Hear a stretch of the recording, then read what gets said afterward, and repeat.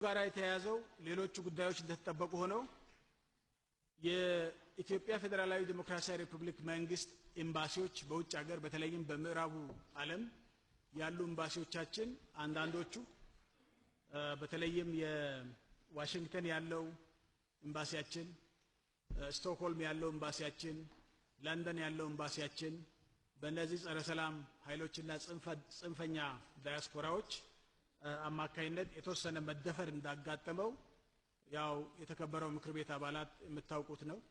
ከዚህ ተነስቶ የየሀገራቱን ኃላፊዎች እዚህ ያሉ አምባሳደሮችንም ሆነ የሚመለከታቸውን የሀገር መሪዎች በዚህ ጉዳይ ላይ ለማሳሰብ ጥረት አድርገናል።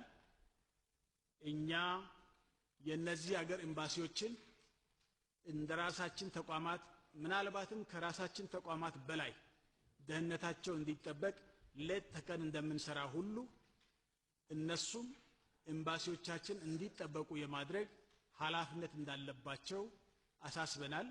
በዚህ መሰረት እርምጃዎችን እየወሰዱ ያሉበት ሁኔታ አለ።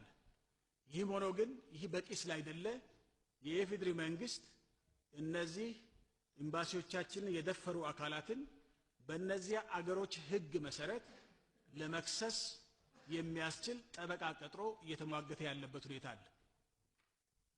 ስለዚህ ጠበቃ ቀጥረን በማንኛውም አገር ያሉ ኤምባሲዎቻችን ትምህርት የሚወሰድበት እርምጃ ጭምር መወሰድ ስላለበት በዚህ ዙሪያ ኤምባሲዎቻችን እንዳይደፈሩ ሊያደርግ የሚችል ስራ እየሰራን እንገኛለን።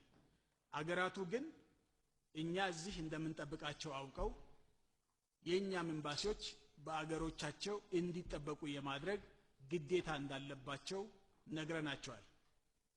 ይሄንን ማድረግ ባይችሉ ግን እኛም እዚህ ኤምባሲዎቻቸውን ለመጠበቅ የምንቸገር መሆናችንን ገልጸንላቸዋል።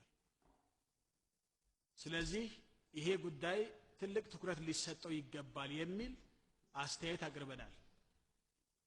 እርግጠኛ ነኝ እነዚህ ሀገሮች ኃላፊነት ወስደው ይሄን ነገር በህጋቸው መሰረት ኤምባሲዎቻችን እንዲጠበቁ ያደርጋሉ የሚል እምነት አለኝ።